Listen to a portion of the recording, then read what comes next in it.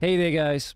What's going on? And welcome to the Barbells and BJJ podcast with your host, Mr. George Cresswell.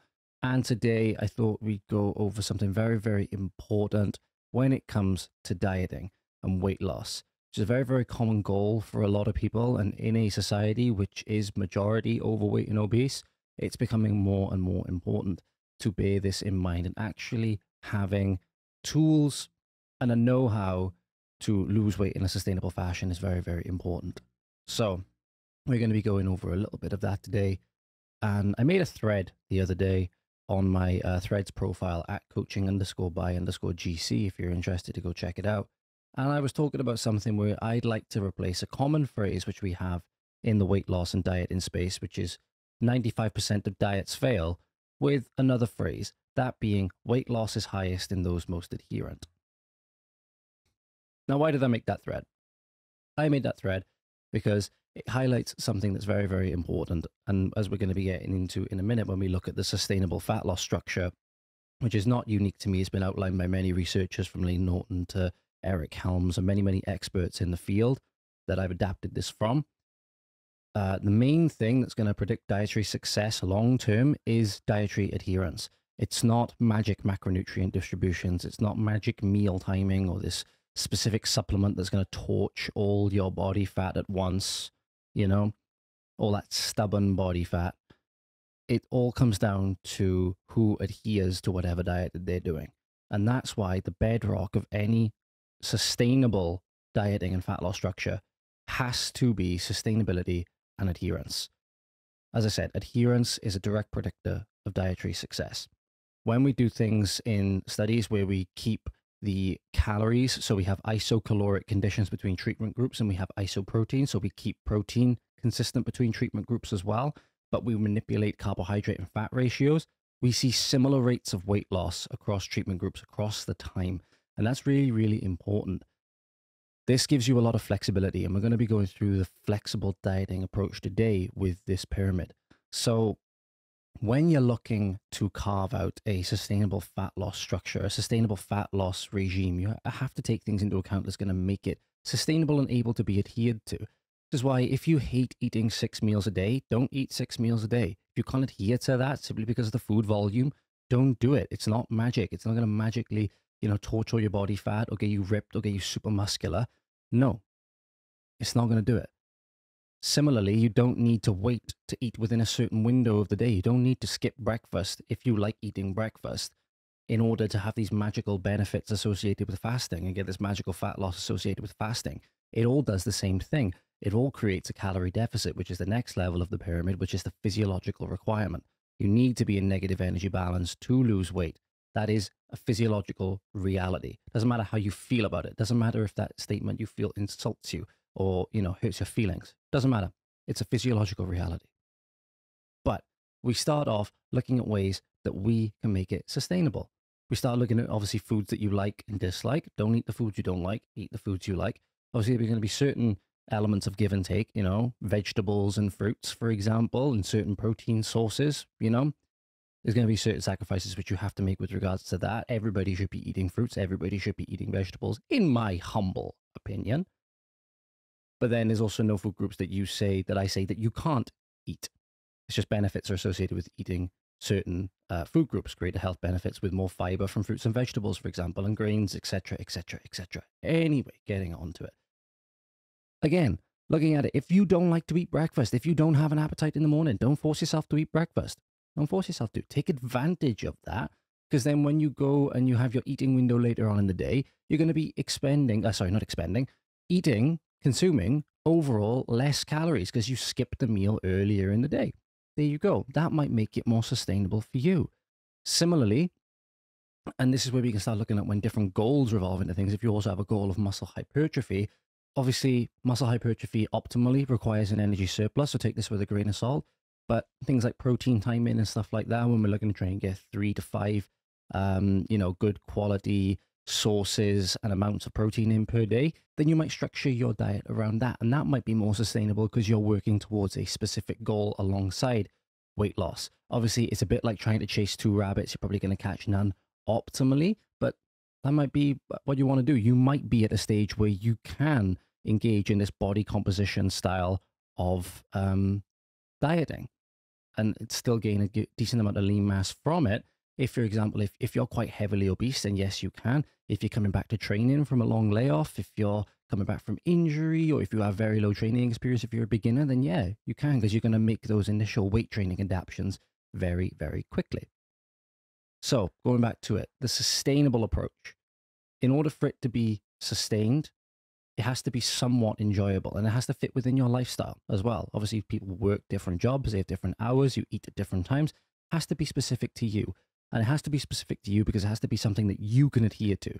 It doesn't matter if your friend did it and they saw good progress with it. If it's not good for you, don't do it. That's why I say what works for one might not work for another. So that's a little bit about sustainability and adherence. There was something else I wanted to say, but I can't remember what I wanted to say. It was to do on that topic, but I can't remember what it was. And this is where we're looking at, going back to that initial statement. And this is where I wanted to say that weight loss is highest in those most adherent. And the reason 95% of diets fail is because people don't take into account this sustainability element. They only care about the first, say, 2 to 4 weeks. And then they don't think about they're going to be feeling in 2-3 months' time. When they got to sustain this diet, they got to think they got to do this pretty much for the rest of their lives. Obviously, you hit caloric maintenance at some point. You don't diet forever because you will die.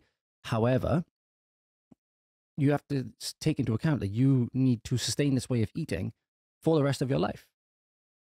So making sure that it's sustainable, making sure that you know ways to incorporate social gatherings, making sure you know ways to incorporate, again, the foods that you enjoy, which are quote unquote junk food. There's no foods that you can or can't eat. Make sure you remember that. However, the sustainable approach is very, very slow, as you can imagine. And this is, again, the reason 95% of diets fail. I'm going to finish this point now. Because people try to go at like a bull out the china shop, or bull in the china shop, or bull out the gate rather, and they end up, as I said, crashing, relapsing, and going back up to either where they were before, or they're even worse off. If they diet too rapidly and to too much of an extent, there is a physiological process as a part of metabolic adaptation called adipocyte hypoplasia, which can take place, in which case, when your body perceives itself as in a state of famine, it will increase the number of fat cells that it has. So when it gets more food, it can fill up more fat cells, and you end up getting slightly more fat than when you started the diet in the first place. This is a natural physiological mechanism to favor weight regain, so that if you are ever put in that situation in the future, your body is more resistant to losing weight. Because you think about it, again, weight loss is controlled starvation. Weight loss is controlled starvation. The body doesn't want to. The body is being put in a situation where it has to lose weight. So take that into account. This is why you do it slow, so that you don't rebound and you don't have as much negative backlash, so to speak, from the body if you do end up regaining a little bit of weight. Okay, your weight's going to fluctuate, obviously. Then we're looking at a calorie deficit. So obviously you need to work out your calorie deficit. The way I would do this is take your average intake across the next 7 days. So get your dietary tracking app or notepad or whatever, and a food scale. Go out and get one if you haven't got one. It's an invaluable piece of kit. And you're going to weigh and measure everything over the course of the next 7 days. And you're going to tally up all the cumulative calorie amount of all of these food and drink and, energy, nutrient providing items. The milk in your tea, the Lucozades, the full fat Cokes, the Mountain Dews, the chicken, the veg, the steaks, everything, the porridge in the morning and the milk that goes with it, etc., etc. Every single thing makes up this energy and value. And you have to be as accurate as possible. If you want the estimation to be as accurate a reflection or as good a reflection of your actual habits as it needs to be, you need to be very, very on with your tracking. Once you've got that, you can simply divide it by 7. And then you've got your average energy intake number for the week. And that's the average of how much you're eating per day. It can vary per day. You can shoot up, 500 extra calories or something on the weekend. But this is a way of getting an accurate reflection of your habits, your current habits. And you need to know where you are before you can decide where you need to go. Okay, you need to work out where you are right now before you know which direction to point your sail, so to speak. Okay, it's a bit like you're lost in the ocean on your boat, And you need to know where you are before you can point your sail, as I said, to get you to where you need to go, to get you to land, so to speak. So once you've got that, then you can start looking at how much do you take off it. I wouldn't recommend taking off any more than 500 calories per day. Okay?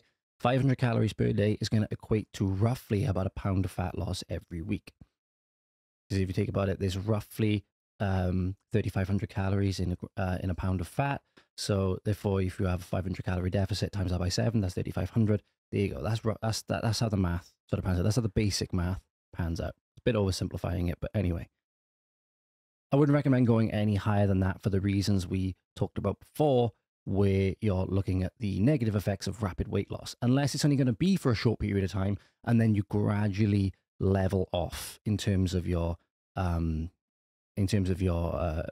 deficit. Sorry. If you start it for the very, very first part of your diet, very, very intense, and then gradually make it less intense as you go on to get it more sustainable, because maybe you're in a situation where you need to lose a significant amount of weight for your health, and nothing wrong with that whatsoever. You may want to diet more aggressively to start off with, to get you to a point where you're healthier than what you were in the very, very short term. If it's quite an alarming point in your life, you know, maybe you're looking at certain health complications or something like that, you may need to lose a lot of weight very, very quickly. Okay, maybe you take a more aggressive approach in the short term, but you have to level it off. You cannot sprint for a marathon. Bear that in mind. You cannot sprint for a marathon. So that's why I would recommend anywhere between 2 and 400. I'd recommend personally around the 250 to 300 mark. That's where I would recommend. That's a nice range, in my opinion. You're not going to see the scale shift very quickly. Make no mistake about that. You're not going to see the scale shift very quickly, but it's going to be a very, very sustainable approach that's not only going to help you avoid the negative effects of crash dieting and relapsing, but it's also going to help you with things like maintaining muscle mass during a diet, especially if you're resistance training, which is very, very important. And speaking of maintaining muscle mass, sorry, I'm just checking the time because I got a meeting soon. Protein and fiber are the next big ones. Protein in particular, because it is the most satiating nutrient and the most thermogenic nutrient that we have. If you didn't know, there's 4 macronutrients. Macro meaning large, nutrient meaning providing energy, sustaining life. Okay, a substrate that provides energy to sustain life. You have your carbohydrates, you have your fats, you have your protein, and you have alcohol. Alcohol is actually its own nutrient, and the way it pans out, you have 4 calories per gram of carbohydrate, you have 4 calories per gram of protein, you have 7 calories per gram of alcohol, and you have 9 calories per gram of fat. That's how that works out, okay? So when we're looking at nutrient breakdown in the mouth and in the stomach and in the digestive tract, all the nutrients rather have what's called a thermic effect of food, or a dietary induced thermogenesis percentage or value. It's highest for protein. Approximately 20 to 30% of the energy contained within the protein that you eat will be used to digest said protein. So that's where we're looking at gross calorie amount versus net calorie amount. That doesn't mean you can necessarily eat the calories back. It just means that a certain amount of energy is being used to break down steak into amino acids, basically, in the mouth and in the stomach, okay? Carbohydrates have a thermic effect of food of roughly about 10%. And then fats have a thermic effect of food of about 0 to 3%. Okay, so fats, think of it as coming very, very pre-packaged. Think about it like you're buying a bookcase, I don't know, a bookcase or something, and it comes pre-assembled. You just need to take it up and put it in the room. It takes a lot less energy on your part versus protein, for example, which is like a flat pack wardrobe arriving, and you need to go to the instructions, you need to unpack it, you need to figure out how it all goes where, you need to go have arguments with your significant other about how to put it up, etc., etc. It takes a lot more energy. It takes a lot more energy to get it into position where it's useful. That's a bit like protein. Protein takes a lot more energy to get into the form where it's useful to our bodies for metabolic processes and muscle growth, and etc., etc. Whereas fat, it's a lot like it is in our body when it's in the food. Okay, so it takes a lot less digestion. This is why we prioritize high protein and high fiber, because they're very, very thermogenic. They expend a lot more energy during the digestion process versus other nutrients. Think about it. Where did you hear the term meat sweats from? When you digest protein, it generates a lot more heat than the other nutrients. And that's why when you eat a lot of meat, for example, if you're out for some food and you eat a lot of meat, you might develop meat sweats because there's a lot of heat that's being generated and it needs to go somewhere. Okay? That's where you get that term from. So when we're looking again at this thermic effect of food, this is why we prioritize protein and fiber because they're a lot more thermogenic than the other nutrients. Also, they're a lot more satiating. Protein has been shown to be a very, very satiating nutrient, and fiber has a lot of effects on the gut microflora and also the increasing the gastric emptying, slowing gastric emptying. That's what I meant to say, increasing digestion time and slowing gastric emptying. That's what I meant to say. Basically, help keeping you full for longer. This is what increasing protein and increasing fiber does. Outside of the like the positive health aspects of fiber with regards on disease risk, reducing disease risk, the inverse relationships between increasing fiber intake and disease risk, there's a lot of good reasons to include these in your diet as like the bedrock. That's why we get people to, well, that's why personally I get people to look at their protein first and then their fiber, and then we start looking at carbohydrates and fats as we get onto in a moment. Also, protein is the nutrient that's used for muscle protein synthesis, and maintaining lean mass during a diet is going to help you maintain a good resting metabolic rate. Resting metabolic rate, which is just the rate that your body burns calories at rest, is going to be lower as you diet. This is heavily based on body weight, and it's also heavily based on the amount of lean mass that you have. If you diet very quickly and you lose a lot of lean mass, your body will slow its metabolic rate, and it'll end up going a lot lower than what we predict via metabolic adaptation. And that also happens when you even spare lean mass, and it's another reason why we advocate against very, very quick weight loss. However, muscle is a very, very metabolically active tissue. It's constantly going through cycles of growth and breakdown. Therefore, it's very, very good to spare muscle mass as much as we can, which is why we advocate for higher protein intakes. Personally, pardon me, I advocate for 2 to 2.5 grams of protein per kilogram of body weight for people looking to maximize muscle hypertrophy. For most people, anywhere from 1 gram to 1.6 grams, anywhere around 1.6 grams per kilogram of body weight is going to be, or body mass rather, is going to be perfectly fine. So protein and fiber out the way. Then we're looking at carbohydrates and fat. Carbohydrates and fat come here because, as we said, when we keep protein and calories consistent among treatment groups, we see similar rates of weight loss. So this shows us that we can manipulate the carbohydrates and fat values largely to preference, which is very, very important. Preference, making it more specific to you, making it something that you can more readily adhere to, and it's more sustainable for you.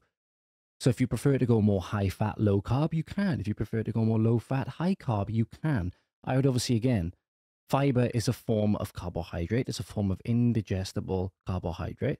So therefore, you need to be getting in a certain amount of carbohydrate to get your fiber. But it's not really that difficult. Just with a couple of servings of fruits and vegetables a day, like there's the average punnet of blackberries with 150 grams of blackberries in it, or raspberries, has about 7 to 8 grams of fiber in it. It's a lot of fiber in those fruits. So just manipulating your fruit choices, for example, can allow you to hit good amounts of fiber with relatively low amounts of carbohydrate. Anyway, manipulate those to your preference and include foods that you enjoy. Include foods that you enjoy. Okay? You don't need to look at foods as being demonized. You don't need to look at certain foods as what you can eat and certain foods as what you can't. Don't be doing that. Understand that they all fit in and it's all about balance. And you can structure this however you want. And you may go through different phases of life where you want to manipulate them to different values. You may decide that you want to go more high carb during a certain training phase, so you have more energy for training. You may say you want to go more low carb when you're not training as much, simply because you don't need the extra carbohydrates to fuel the anaerobic activity you might have been doing before. You can manipulate them based on preference. You can manipulate them based on goals. But for weight loss, it's very, very simple. These two are pretty much all preference. Now, again, when we're looking at things like meal timing for workouts and stuff like that, that's going back towards that goal element. You might want more carbohydrates pre-training so that you can get a better training session. Helps you expend more energy, helps you keep your energy deficit, helps you perform better in the gym, which is going to give you that feeling of satisfaction that you're getting better in the gym. And as a result, you might want to log or load your carbohydrates before training, and then the rest of them are relatively low carbohydrate meals throughout the day. Whatever you want. Whatever you want. This is why we call it flexible dieting. give you some, you know, boundaries or some rules that you can abide by, and then you get to choose how it fits in with your life. I think that's really, really good, personally. And then the last one is supplements. Supplements shouldn't be on your radar until you have everything else in place. So you've found the approach that works for you. Supplements shouldn't be on your radar. That is aside from, say, whey protein or some form of protein source that will help you hit your protein target if you're struggling to. Okay, that's the main one that we can advocate for. Some form of protein source. Again, it can be a vegan protein, it can be soy protein, it can be whey protein, it can be beef isolate, whatever the hell you want. None of them are more effective than whey, but hey, if you want to spend more money on a beef isolate or a vegan protein, carry on. Carry on. Carry on. What matters is, as I said, your overall protein target, that you're hitting your overall protein target throughout the day. That's what matters, and that's where this can be helpful. The other one, for example, might be caffeine. You might want to look at some form of caffeine supplement, not necessarily in the form of pre-workout where you're absolutely jacked off your head off caffeine, but, you know, just, you know, a cup of coffee in the day. Caffeine does help increase energy expenditure because it is a stimulant, and it can help with things like NEAT, non-exercise activity thermogenesis. If you've got a lot of caffeine in your system, you might find yourself quite jittery, quite fidgety, and that's all activity. That's all energy being expended in some way, and it can add up, and it will add up. So a little bit of caffeine, again, I'm not advocating for you being a caffeine junkie, okay? I'm not advocating for you trying to go find a syringe to inject yourself with the stuff in its pure form. Absolutely not. Please don't do that. This is not an advocation for that. But if you want a coffee, have a coffee. Some people say, oh, you can't drink coffee, or it can only be decaf. No, doesn't have to.